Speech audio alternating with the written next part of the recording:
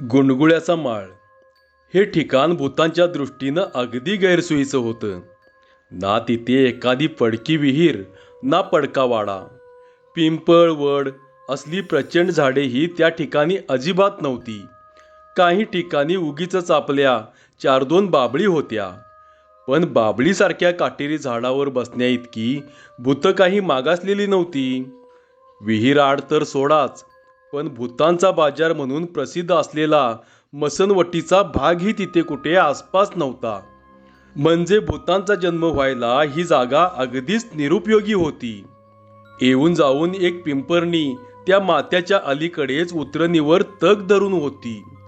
ती किंचित वाकलेली होती, त्यामुळे हजामत केलेल्या भटजीच्या डोक्यावरील सेंडीसारखेच तिचे सौंदर्य दिसत होते. या पिंपरणीच्या पाठीमागे एक लहानशी डगर होती.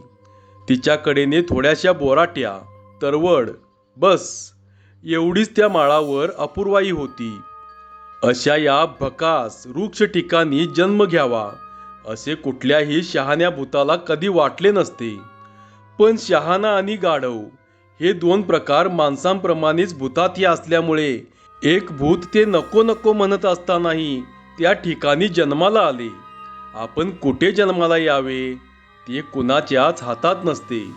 त्यामुळे त्या भूताला या गुणगुळ्याच्या माळावर अगदी नाक मुठीत धरून जगात उडी घ्यावी लागली. म्हणजे झाले काय, त्या दिवशी अमावस्या होती. रात्रीचा काळाकुट्टा अंधार सगळीकडे दाटला होता. आणि अशा भयानक वेळी पैलवान तुकाराम लांडगे हा माळावरच्या गाडीवाटेने खालच्या वस्तीकडे चालला होता. तुकाराम म्हणजे देशमुखाने पाळलेला पठ्ठा होता. रोज 5-500 जोर आणि खाटूम कुटुंबचे जेवण कधी चुकत नसल्यामुळे त्याच्या दंडाच्या बेडक्या कडक फुगल्या होत्या. मांडीचे पट फिरत होते, गर्दन उतू चालली होती आणि आधीच आकूड असलेले नाक गालपडात गडप झाले होते. कानशिलावर गुच्चे बसून त्यांची भजी झाली होती आणि एखाद्या जवानबाईसारखी त्याची छाती उभार होती. तो चालू लागला म्हणजे एखादा अंबारीचा हत्ती झुलल्यासारखे वाटत असे. पण एक गोम होती. तुकाराम आडनावाने लांडगे असला तरी त्याचे काळीज उंदराचे होते. देवधर्म, भूतपिशाच, जादूटोना, मंत्रतंत्र असल्या गोष्टींना तो फार दचकत असे. म्हणून आज अंधारातून चालत असताना त्याची छाती लटलट करीत होती आणि तोंड कोरडे पडले होते. मनात विचार येत होते, हा माळ एकट्याने तुडवायचा, सोबतीला कुणी कुणी नाही. समजा धरले एकदम भूताने आणि घोळसले आपल्याला, तर मग काय करायचे? भूताला दंडवत घालून त्याचे पाय धरायचे?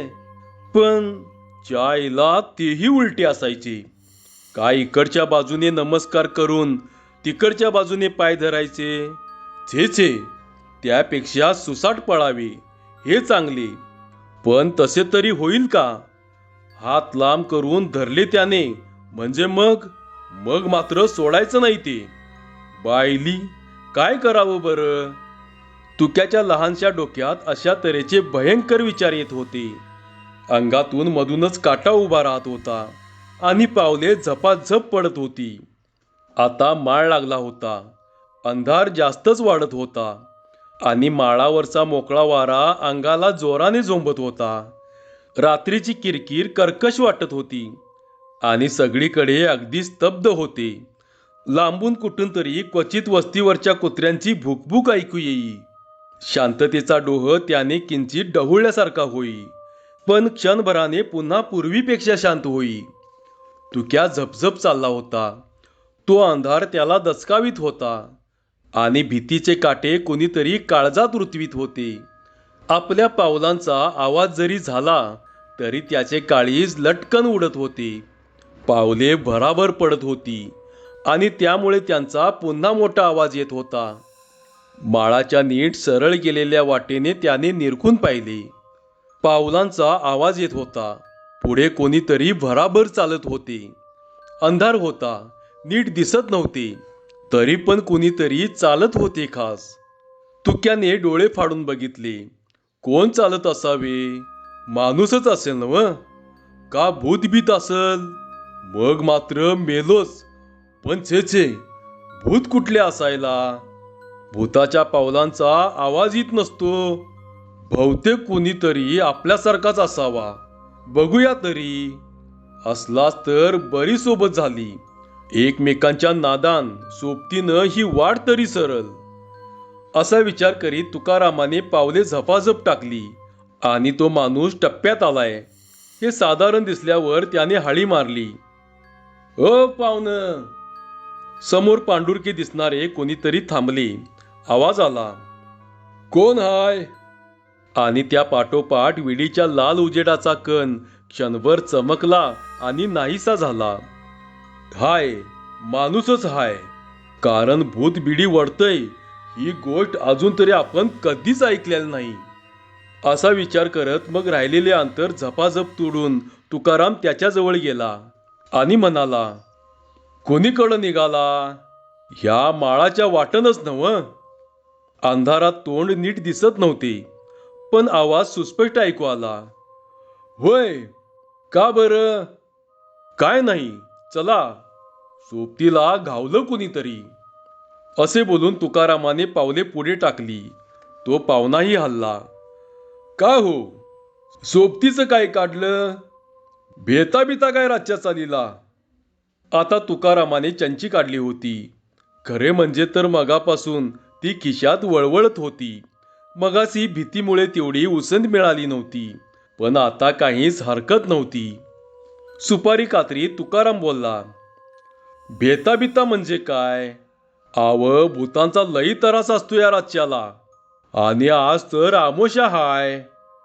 मग असं ना, काय करत्यात भूत आपल्याला? आव, असं बोलू नका. लई 12 गंड्याची असतात एक एक. हाडळ तर लई वाईट म्हणत्यात. अरे तसं म्हणत्यात निक्क. पर एकांतरी भूत बघितलंय का? उगच आपला चावटपणा. म्हणजे तुमचा विश्वास नाही म्हणा की? अजिबात नाही. बघा दावला हिसका म्हणजे समजल. अरे आत्ताच काय दावायचं ते दाव म्हणाव त्याला. बघूया, होऊन जाऊ दे. पाहुणा असा एकेरीवर आला तेव्हा तुकाराम गडबडला. त्याचे काळीज पुन्हा लुटूलुटू उडू लागले. होय, खरंच एका भूतानं हे ऐकलं आणि घेतलं मनावर. म्हणजे मग आला का पश्चिताप? उगीच पिढा आपल्या पाठीमाग. काय बघायचं असेल ते एकला जाऊन बघ म्हणाव. आता ह्यो आणि ताप कशाला? मग तोंडातले पान थुंकून तो म्हणाला, जाऊ द्या राव या गोष्टी. उगीच भ्या वाटतीया. भ्या वाटाय काय झालं? मोप गोष्टी ऐकल्यात असल्या. सांगू का तुम्हाला एखादी? हे ऐकल्यावर तुकाराम भयंकर घाबरला. भूताच्या गोष्टी 4 माणसात बसून दिवसा उजिडी ऐकायच्या असत्यात. आमुसेच्या रात्री असं माळावर जर ते ऐकू लागलो तर लई कठीण काम झालं. नका महाराज, आता ह्या वक्ताला असलं काय बी काढू नका. आव, लई खवीस आहे तिकडची भूत.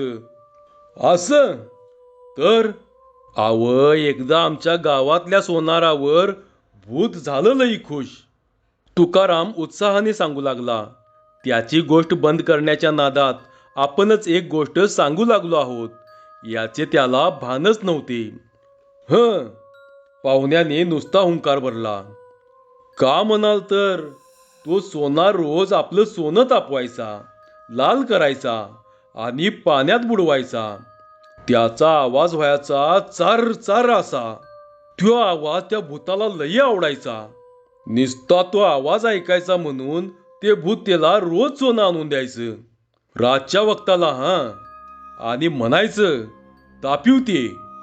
बर, कुठनं आणायचं सोनं? पाहुण्याने मध्येच विचारले. काय की बाबा, आपल्याला ते काय ठावं नाही.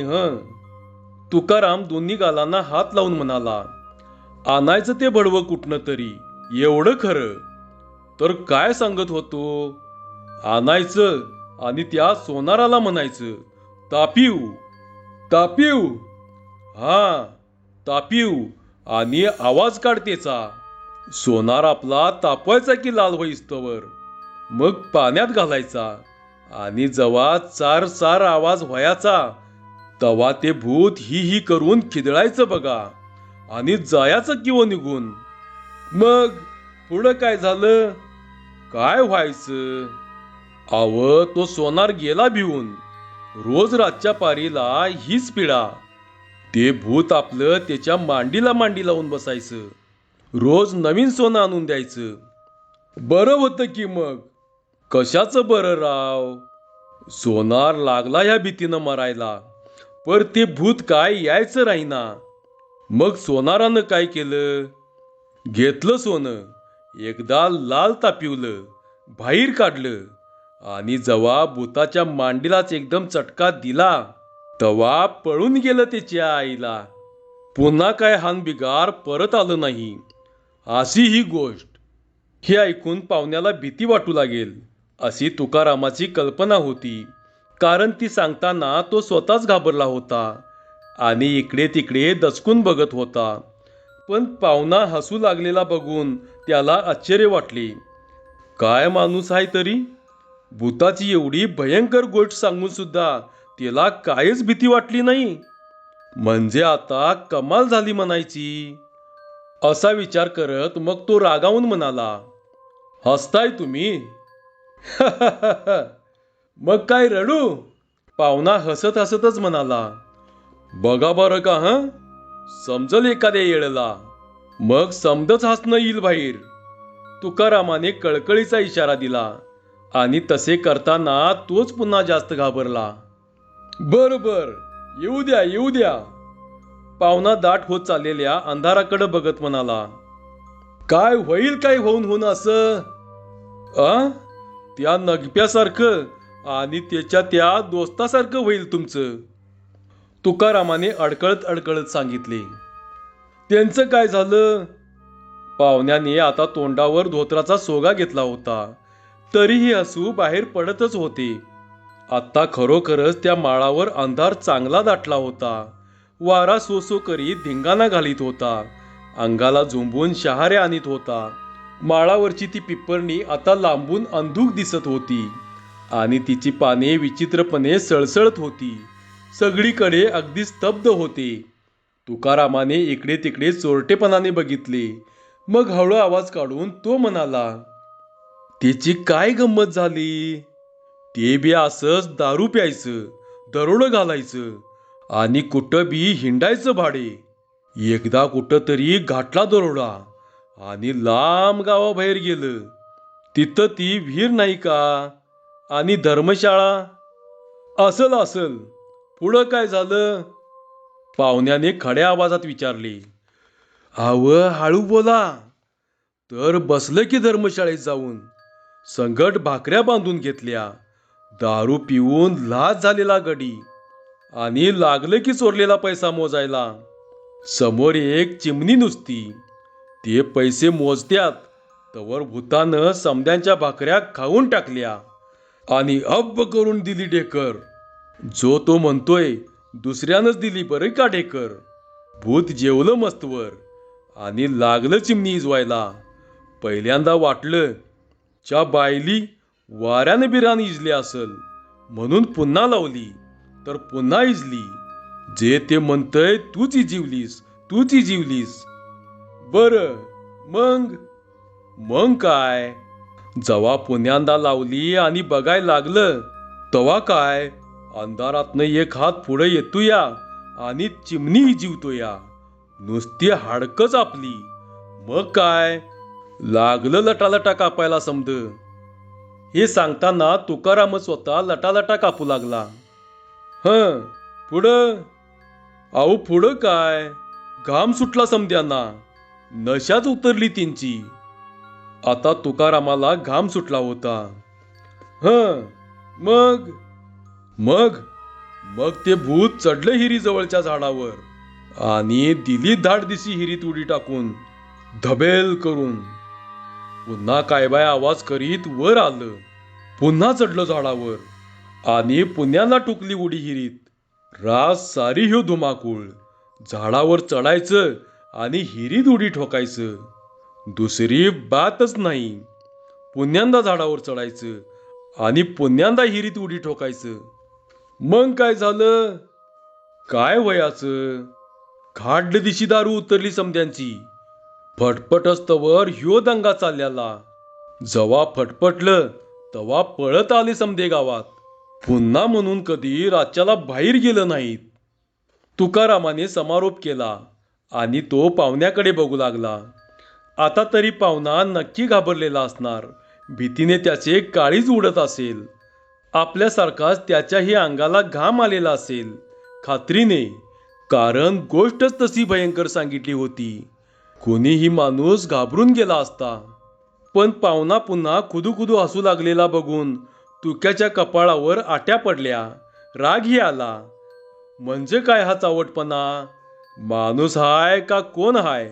भूताची गोष्ट ऐकायची आणि घाबरायचं नाही म्हणजे काय? भलतंच आपलं काहीतरी, असे मनातच पुटपुटत त्याने पुन्हा एकदा त्या पाहुण्याला निक्षून सांगितले. पाहुणं, तुम्ही हसताया पर पस्तावाल बघा हा एखाद्या वेळी. कुठं भेटत्याल भूत ते सांगायचं नाही. हे ऐकून पाहुणा एवढेच म्हणाला. का हो पैलवान, ही भूत असत्यात तरी कुठं? मग त्यावर तुकारामाने जी माहिती सांगितली त्यावरून पाहुण्याला एवढे समजली की ही भूते कुठेही असू शकतात. ती अमक्या ठिकाणी नाहीत असे कुणालाही छातीवर हात ठेवून सांगता यायचे नाही. कदाचित ती सध्या आपल्या घरात माळवदावर बसलेली असतील. कदाचित ती अगदी याच वेळी आपल्या पाठीमागून पावले टाकीत अगदी आदबीने येत असतील. पण साधारणपणे सांगायचे म्हणजे ती कुठल्या तरी पडक्या वाड्यात, विहिरीत, मसनवाटीत या ठिकाणी असतातच. विशेषतः विहिरीत हडळ असते आणि ती सुंदर बाईचं रूप घेऊन इकडे तिकडे हिंडत असते. कुणी एकटा दुकटा आढळला तर त्याला ती विहिरीत नेऊन मारते. बिलकुल हायगाई करत नाही. पिंपळावर तर मुंजा हटकून असतो आणि वड, पिंपरणी, लिंब असल्या झाडावर ही भुते माकडासारखी गर्दी करून बसलेली असतात. दिवसा काही ती करीत नसली तरी रात्रीच्या वेळी त्यांना उजाडते. त्यावेळी मात्र ती कुठेही आणि कुणाच्याही वेशात भेटतात. त्यांचे पाय उलटे असतात असे म्हणतात, पण तसे काही त्यांच्यावर बंधन आहे असे नाही. अमावस्येच्या रात्री तर ती हमखास फिरायला निघालेले असतात. अशा वेळी त्यांच्या संबंधी काही बोलणे अगर त्यांच्या दृष्टीस पडणे हे फार धोक्याचे असते.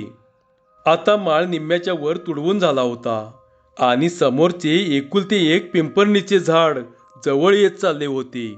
वाऱ्याने त्याची पाने विचित्रपणे सळसळत होती. झाडांची रस्त्यावर पडलेली सावली त्या अंधारातही चांगली दिसत होती. सावलीचा तो काळा डाग रस्त्यावर चमत्कारिक रीतीने हालत होता. तुकारामाने सांगितलेली माहिती ऐकून घेतल्यावर पाहुणा काही बोलला नाही. तसाच पुढे चालला. डोके खाली करून मग त्याने खिशातली बिडी काढली, काड्याची पेटी काढली. नंतर तो म्हणाला, ह्या पिंपरणी खाली बसायचं का 2 मिनिटं? ते ऐकून तुकाराम एकदम गडबडलाच आणि बावरून म्हणाला, आ ते आणि कशापायी? बिडी वडायची हाय. या माळावर काडी नाही पेटायची. वाईच बसू तिथं आणि निघू लागलीच काय? नाही ते खरं आहे तुमचं, पर आता पर काय? नको नाही, ह्या पिंपणी खाली न ग हो, पुढं वडा कुठं तरी. का बाबा, भ्या वाटतीया काय? आता भ्या म्हणजे काय? पर थोडं वाटतं या खरं. भूत असेल म्हणता होय तिथं? आव नगा काढू त्याचं नाव. तुकारामाला घाम फुटला. का ह्या वक्ताला ईशाची परीक्षा घेतासा? उगीच आपलं चला की गुमान पुढं. काय भेताय राव? बघू दे तरी मला एकदा कसला असतं या भूत ते. आणि तुम्ही बी बघा माझ्या संगट. छा छा, आपल्याला नाही बघायचं. तुकाराम भिवून म्हणाला. हो, असल्या उद्धटपणामुळं खरोखरच भूत येऊन उभं राहायचं. ह्या निसंगला काय तेच? आपण आपलं जपल्यालं बरं. आहो चला हो, एकदा बघाच गंमत. आलंच भूत एखादं तर बिडी देऊ त्याला वडायला. चला. भूत बिडी वडतय? तुकारामाने तशाही स्थितीत जिज्ञासेने विचारलं, आता न वडाय काय झालं? भूतच आहे ते. माणसासारखंच असतंय सगळं त्याचं. सिगरेट बी वडतंय एखाद्या बारीला. अरे तिच्या आईला, तुकाराम घाबरून म्हणाला. आणि हाडळ असली तर? ती बी वडती या सिगरेट. तिला काय धाड आली या? लई सुधारल्यात आता भूत. तर तिची बन. तुकारामाने पुन्हा आश्चर्य व्यक्त केले. ही भूतांची माहिती त्याला अगदी नवीन होती. भूतातल्या त्या बाया देखील सिगरेट ओढू लागल्या म्हणजे कमाल झाली. आणि तो पिंपळावरचा मुंजा, तो सुद्धा बिड्या ओढतो का? असा प्रश्न त्याच्या अगदी तोंडावर आला होता. पण सगळेच ओढतात म्हटल्यावर त्यो बी आला की त्याच्यात. आता बामणाची बारकी पोरं सुद्धा बेड्या ओढू लागल्यात. पाहुणं, खरं सांगाल्याचा नव? काय चेष्टा कराल्यासा माझी? असं म्हणत तुकाराम दबकत दबकत पाहुण्यांच्या पाठोपाठ झाडाकडे गेला. पाहुण्यांनी त्याला धीर दिला असला तरी त्याची भीती अजिबात गेली नव्हती. त्याचे काळीज सश्यासारखी उडत होते आणि सगळ्या अंगावर काटा उभा राहिला होता. एकट्याने पुढे जायची भीती वाटत होती. म्हणूनच तो पाहुण्याबरोबर थांबायला तयार झाला होता. ते दोघेही जरा अंतर ठेवून झाडाच्या बुंद्याला टेकून बसले. अंधारातच बसले. समोरून माळावरचा वारा सोसाट्याने येत होता आणि त्यांच्या अंगावर झेप टाकीत होता. झाडाची पाने जोराने सळसळत होती आणि फांद्या वेड्यावाकड्या हलत होत्या. रात्रीची किरकिर इतकी वाढली होती की नीट आवाजही ऐकू जात नव्हता. सगळीकडे अगदी शांत आणि उदास वाटत होते. तुकारामाने आभाळाकडे बघत चांदण्या मोजल्या. मग त्याला पान तंबाखूची आठवण झाली. खिशातली चंची काढून त्याने वर गुंडाळलेला दोरा उलगडला. त्यालाच अडकवलेल्या अडकीत त्याने सुपारी कातरली. भुगा तोंडात टाकला. मग पान काढून ते पुसले. चुन्याच्या डबीला नख लावून चुन्याचे पट्टे अंधारातच पानावर ओढले. कात खाल्ला. तंबाखू खाली. 2 मिनिटं चगळून शेजारी पिंक टाकली. अशी 4-2 मिनिटं गेली. थुंकून थुंकून पान संपून गेले.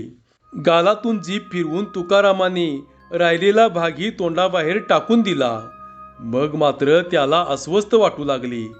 कुणीतरी भीतीचा काळा पंजा त्याच्यासमोर धरू लागले आणि त्याचा जीव वर खाली होऊ लागला.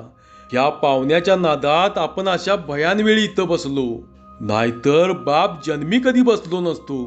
नसती बी लामत. एखाद्या येळी दिसला येडा वाकडा प्रकार म्हणजे तर गच्चंतीच वयाची आपली. छे छे, इथं बसण्यात फार गावडोपणा आहे.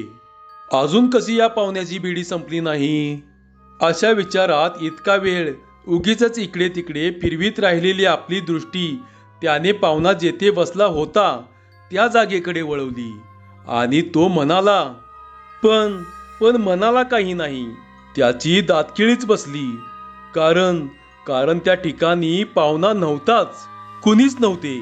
झाडाच्या बुंद्याला टेकून तो जिथं मगाशी बसला होता ती जागा आता रिकामी होती. पूर्ण रिकामी. आणि त्या ओसाड भयान माळावर त्या पिंपरणीच्या दाट काळ्या सावलीखाली तुकाराम एकटाच होता. अगदी एकटाच. काय झाले ते प्रथम त्याला समजलेच नाही. मग कुणीतरी भयानक भीतीचे थंड बधीर करणारे हबकारे त्याच्या तोंडावर मारले आणि त्याच्या सर्वांगात मुंग्या पसरल्या. एक मोठी किंकाळी फोडावी असे त्याला वाटले, पण त्याच्या तोंडातून शब्दच बाहेर पडेना. एक क्षणभरच असे झाले. मग एकाएकी त्याच्या पायात विलक्षण गती आली. तो पळाला, डोळे फिरवीत, चेहऱ्यावरून घामाचे ओघळ घेत आणि तोंडावाटे अक्षरही न काढता तो पळत सुटला गावाच्या दिशेने. आलेल्या वाटेवर तो चौकूर उधळला. पार दिसेनासा झाला. तो गावात येऊन पोचला तेव्हाही त्याच्या तोंडून एक अक्षर बाहेर पडत नव्हते. सगळे कपडे भिजून चिंब झाले होते आणि त्याला विलक्षण धाप लागली होती. लोकांनी त्याला नीट बसवले, पाणी पाजले आणि मग विचारले, अरे तुका काय झालं? कशाला भ्यालास? आपण 5-50 माणसात आहोत हे चांगले डोळ्यांनी बघितल्यावर तुकाराम सावध झाला. त्याने तोंड उघडले. तो म्हणाला, भयंकर भयंकर फार भयंकर. अरे पर काय? माळावरच्या पिंपळणी खाली एका भूताची गाठ पडली. तिची आणि माझी कुस्ती झाली. चितपट केलं त्याला मी. तवा खवळून ते माझ्या अंगावर आलं आणि माळ सरस्तवर मागं लागलं. आणि असे म्हणून तुकारामाने पहिल्यांदाच किंकाळी मारली आणि तो बेशुद्ध पडला. इकडे जंगलात समोरून सारखा वारा येत होता. बिडी पेटता पेटेना म्हणून पाहुणा आपल्या जागेवरून उठला आणि झाडाच्या पाठीमागच्या बाजूला गेला.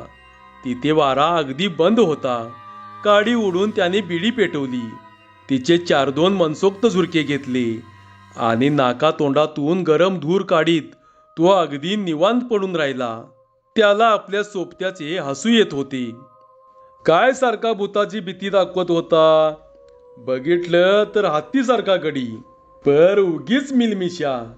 स्वतःच गोष्ट सांगित होता आणि स्वतःच लटालटा कापीत होता आणि सारखं भूत दिसल म्हणून धाक घालीत होता. या विचारात काही वेळ गेला. आपल्या सोबत्याचे एक अक्षरही ऐकू आले नाही. हे बघून पाहुणा मनात चमकला. गडबडीने बिडी विझवून तो अलीकडच्या बाजूला आला. त्याने बघितले पण तिथं कोणीच नव्हते. तो पैलवान बसला होता ती जागा अगदी रिकामी होती.